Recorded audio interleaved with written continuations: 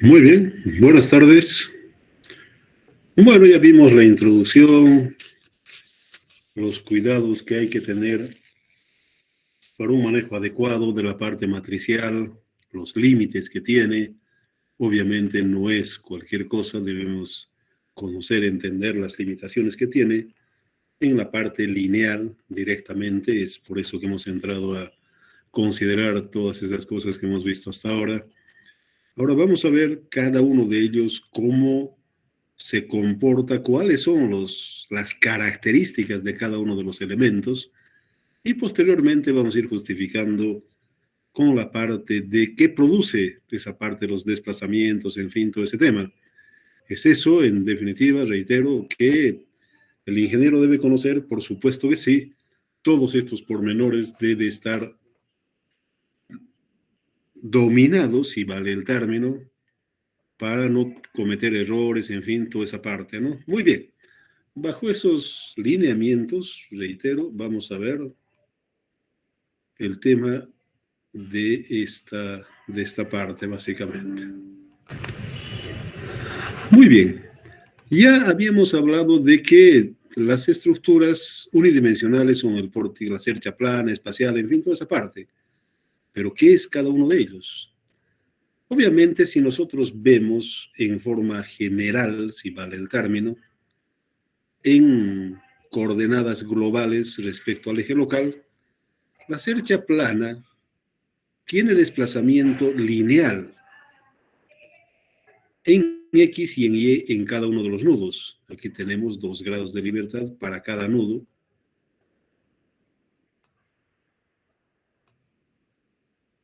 En el eje local. Luego vamos a ver cómo hacemos la transformación del eje local al global, en fin, todo ese tema. Por en cuanto, reitero, lo que nos importa es ver los grados de libertad.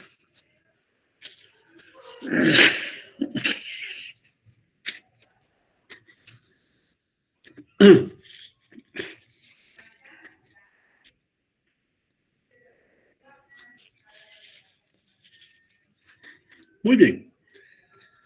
Entonces, ¿cómo se tiene 2 grados de libertad por nudo, 4 grados de libertad por elemento? Obviamente es ese, cuando hablamos de matriz de rigidez, vamos a hablar de elemento. Por si acaso, es eso lo que estamos viendo en este momento. Muy bien, ¿y dónde se aplica? La cosa clara, ¿dónde nosotros aplicamos? Obviamente aquí un ejemplo de una cercha plana que normalmente se utiliza en la parte de los techos normalmente. Y por supuesto que aquí, para cada uno de los nudos, obviamente este tiene 24 nudos, son 12 nudos por 2 grados de libertad, obviamente son los 24 grados de libertad que tiene este elemento estructural que estamos viendo acá. ¿Sí? Obviamente otro de los temas es la parte de la notación, la menor diferencia para la parte de la matriz, perdón, del semiancho de banda, por si acaso. Vamos a verlo posteriormente. En este momento simplemente reitero que lo que nos importa es los grados, entender, conocer los grados de libertad del elemento de cercha plana. No sé si en este momento hay algún comentario, alguna duda. Ok, muy bien. Entonces, continuamos y hablamos de una cercha espacial. Obviamente está en el espacio, algo similar que el anterior. Tenemos 3 grados de libertad por cada nudo. Obviamente se mueven en los 3 ejes coordenados, tanto en el nudo I como el nudo J. Es 3 grados de libertad y obviamente son 6 grados de libertad por elemento. Donde usamos en las antenas y demás que ustedes ven, ese es el uso, básicamente, de la parte de este tipo de elemento estructural. En las antenas que nosotros vemos en tela, en fin, todo ese tema, es una cercha espacial. ¿Cómo encontramos, por ejemplo, los grados de libertad del nudo 10? Obviamente multiplicando por 3. ¿Cuáles vendrían a ser? Obviamente sería 30, por si acaso. Tenemos, aquí es 30 para la dirección Z, 29 para la dirección Y y 28 para la dirección X. Para el 7 lo mismo, 3 por 7, 21, 20, 19 directamente. Simplemente estamos viendo cómo funciona, si vale el término, la parte de los grados de libertad. Para cada uno de los elementos, posteriormente vamos a ver las características, reitero, del almacenamiento de la matriz más que todo, ¿no? Es eso, digamos, el objetivo. Muy bien. El pórtico plano, posteriormente cómo se genera, en fin, todo ese tema lo vamos a ver. Pero en este momento, lo que nos importa, lo que nos interesa es conocer los desplazamientos que tiene el pórtico plano. Ahí tenemos 2 desplazamientos lineales y un angular. Obviamente los desplazamientos lineales provocan fuerzas y la parte de los desplazamientos angulares provocan momentos. Ese es, digamos, el principio. Aquí describimos los 3 grados de libertad por nudo, 2 desplazamientos lineales y un desplazamiento angular o rotacional. Para cada elemento, obviamente, son los 6 grados de libertad. Los pórticos, bueno, en edificios, en fin, todo ese tema es ese. Nuevamente aquí podemos sacar, si vale el término, los grados de libertad del elemento 13, del nudo 13, vendrían a ser 39.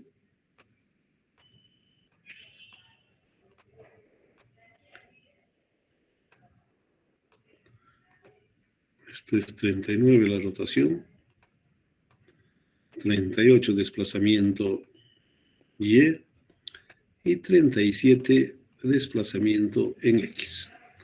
Algo similar. Para la parte del nudo 9 podemos ver 3 por 9, 27 rotacional, 26 dirección Y, 25 dirección X. Entonces, esas son las características. Muy bien. Pórtico espacial. El pórtico espacial es el completo, si vale, se deriva de esto, todo el resto de los elementos estructurales. Obviamente que tiene, reitero, 6 grados de libertad en cada uno de los nudos, 3 desplazamientos angulares y 3 desplazamientos lineales. Como está descrito aquí, son 6 grados de libertad por cada nudo. Obviamente, para el elemento son 12 grados de libertad. Aquí vemos algo similar directamente para un pórtico espacial. Por supuesto, el elemento 7 por 6 grados de libertad, 42. La parte rotacional, 41, 40. Y la parte de desplazamiento, obviamente, tenemos entrando en esa parte, es esa, en definitiva, para poder entender el mecanismo de entrar. Muy bien. Finalmente hablamos del emparrillado. Normalmente esto se utiliza en la parte puentes, que tiene 2 desplazamientos angulares y un desplazamiento lineal. 3 grados de libertad por cada nodo, 6 directamente. Muy bien, aquí vamos a hablar para finalizar esta parte, pero antes tal vez alguna pregunta.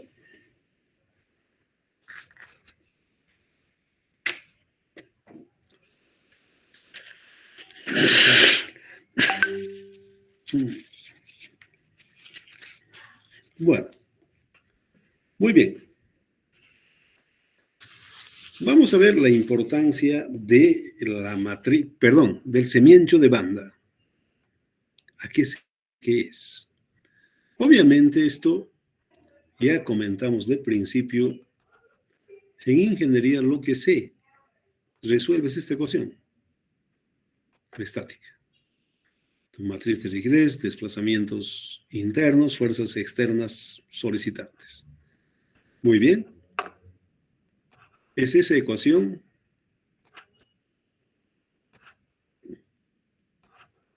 Entonces, el almacenamiento, como comenté hace las anteriores clases, aquí tenemos, si tuviéramos un semiancho de banda de este tipo, lo que se ha manejado, si vale el término, inicialmente ha sido el rectangular, luego se ha ido al skyline, que es el óptimo en definitiva, no se conoce en este momento algún otro. Más han tardado en optimizar eso que en cualquier otra cosa respecto a la parte de el almacenamiento para la parte de la solución de la ecuación.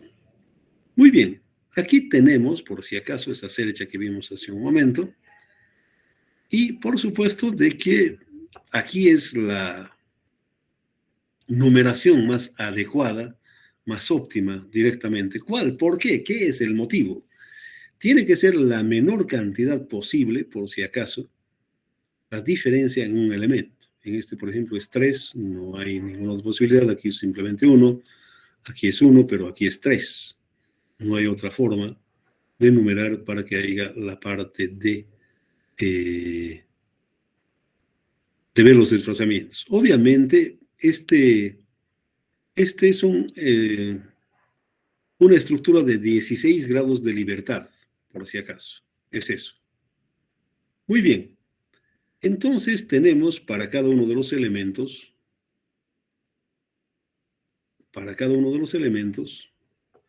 aquí, el elemento 1, este es el elemento el que une, que está compuesto. Obviamente, aquí en el 1 hay desplazamiento en X, desplazamiento en Y. En el lado tenemos el desplazamiento 3 y 4. ¿De qué estamos hablando? Lo que hemos indicado hace un momento. Aquí está el desplazamiento 1, perdón, es el 2. Aquí está el 1, aquí está el 2. Obviamente en esto es el 4 y este es el 3. Ese es el que estamos viendo, por si acaso. El elemento 2, obviamente, aquí hablaríamos del 5 y del 6. ¿Sí? Entonces tenemos eso. Para el elemento 3, obviamente es el 3, el 2 y el 3. Tenemos entonces el 3, 4 y el 5, 6. Evidentemente es ese. El elemento 5, este elemento 5, obviamente es, por si acaso, el 3, 4, el 3, 4 y el 7, 8. 7, 8 para el elemento 5 tenemos esa cantidad, ¿sí? Perdón, va a entrar el semiancho de banda, obviamente es esta que estamos viendo. Es de 8. Obviamente entra, por si acaso aquí, si nosotros ponemos, este es el 9 y aquí es el 10. Eso es lo que vemos. El elemento 2 es el 3, 4, 3, 4 y obviamente el 9, 10, 9, 10. Que reitero, en este caso es este y el semiancho, por supuesto que es este. La mayor diferencia de este elemento. No hay ningún otro por si acaso. Entonces, ¿qué dice el semiancho de banda? El semiancho de banda, por supuesto, es la mayor diferencia que existe en la estructura más 1 por los grados de libertad de la estructura que estamos analizando. ¿Sí? Muy bien. Reitero, ¿qué importancia tiene? Obviamente para el almacenamiento de la matriz de rigidez. Esa es la figura clara. Entonces, en este caso tenemos la diferencia. 5 menos 2 es 3, más 1, 4, más 2, 8. Este semiancho de banda es 8 por si acaso. Esa es la figura, ese es, digamos, como podríamos llamar,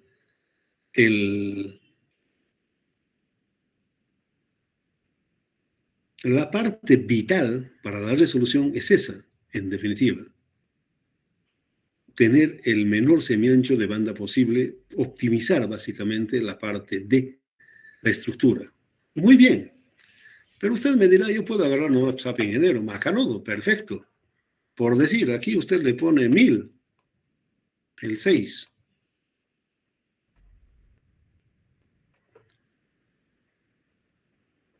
Si entra, obviamente, en este caso sería absurdo, pero ¿qué hace el SAP? Externamente puede aparecer este número, pero internamente va a ser esto que estamos hablando. No va a ser otra cosa. Va a aparecer el mes, sí, evidentemente, pero no va a ser. Internamente, insisto, va a ser este, optimiza por si acaso. ¿Todos se estiman? No todos los paquetes. El SAP sí hace. No recuerdo el nombre de ese paquete en este momento, pero que, por ejemplo, ese no hace.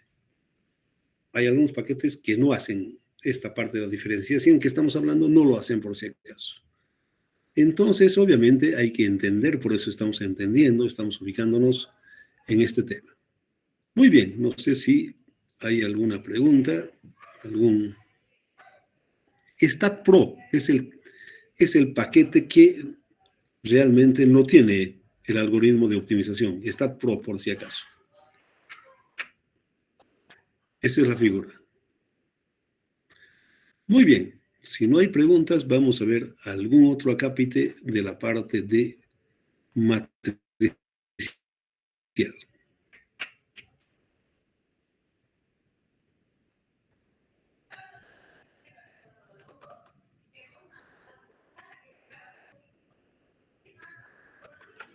Naranja es clara, no es este el que quiero mostrarles. A ver. A ver.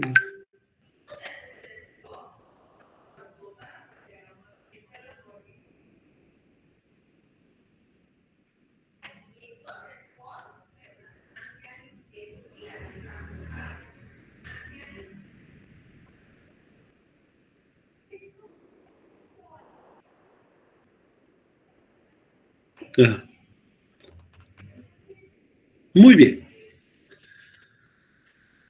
Posterior a esto vamos a entrar a ver qué significa, básicamente son todos los elementos que se pueden producir en la parte de una estructura lineal que estamos viendo por si acaso. ¿Qué es? ¿Qué es unitario? Si nosotros tenemos un delta, obviamente la reacción que se produce tiene que ver con su módulo elástico, su área y la longitud, por si acaso. Este es uno de los componentes de la matriz de rigidez que, reitero, provocado por los desplazamientos, provoca esto. ¿Sí?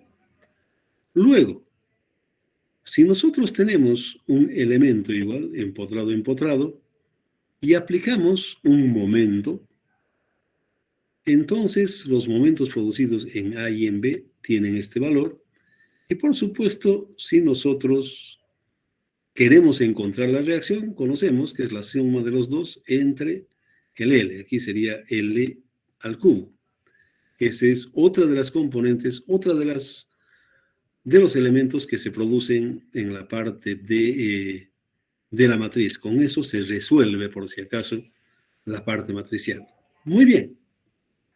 Si en vez de aplicar un desplazamiento lineal, aplicamos un desplazamiento angular, θ, obviamente en el lado B es este valor. En el lado A es la mitad, la transmisión, y nuevamente la parte de la reacción, la suma de las dos, y entre L al cuadrado. Bueno, si tenemos una torsión, básicamente, la ecuación que gobierna esa torsión obviamente es la matriz, perdón, el G es igual al E, coeficiente elástico transversal que se llama,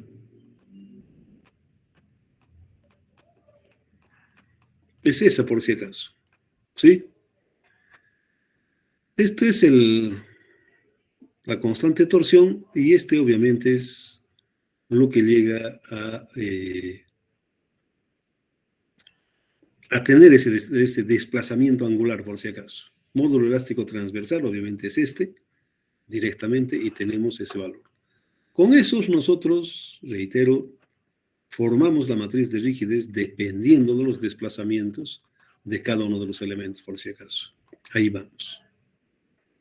Obviamente aquí vemos, por si acaso, características, lo que nos importa, la parte del coeficiente de torsión. Aquí lo que vemos directamente, cómo se calcula, en fin, debemos conocer el área, la inercia, en fin, porque vamos a emplear posteriormente todas estas cosas, las inercias y cuánto hay, entramos a poder encontrar todos esos factores, el coeficiente de forma. Este se llama coeficiente de forma que toma en cuenta el desplazamiento por cortante, por si acaso. Esa es la figura clara para poder entender el mecanismo de funcionamiento de la estructura. Está basado en estos principios, en estos valores, para formar la parte de la matriz de rigidez. Bueno, por hoy, si no hay preguntas, vamos a ir con calma. Definitivamente. Y obviamente lo vamos a parar acá, estamos bien, no hay mayor inconveniente, no lo vamos a terminar la materia. Vamos a continuar el lunes, algunas otras cosas, y ahí sí vamos a ver ya la parte de utilizar el MATLAB para resolverlo. Pero lo que me importa, lo que me interesa, es que ustedes entiendan, insisto, y conozcan los detalles para la parte de la solución de la teoría matricial. Si no hay preguntas, si no hay dudas, lo dejamos por acá y continuamos el lunes. Otra cosa. Alguien me preguntaba respecto a cuándo es el examen.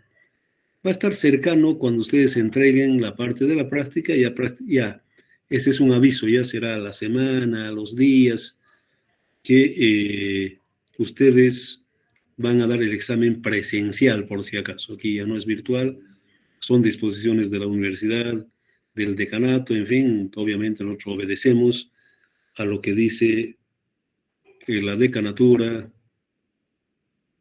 y, por supuesto, está alineado a partir del rectorado, ¿no? Entonces, obviamente es eso. Si no, bueno, quería comentarles ese tema. Si no hay más, si no hay ninguna pregunta, si no hay ningún comentario, lo dejamos por acá y nos vemos el lunes. Muy bien. ¿Y que el examen durará como el tiempo de una clase? Un poco más dura un poco más, unos 3/4, 2 horas, depende de la dificultad del examen, básicamente. Pero está por ese la orden, una hora, 3/4 a 2 horas. Listo, Inge, gracias. Nada. Ok, muy bien. Eso es todo de mi parte. Nos vemos el lunes. Que tengan buen fin de semana. Conmigo el lunes.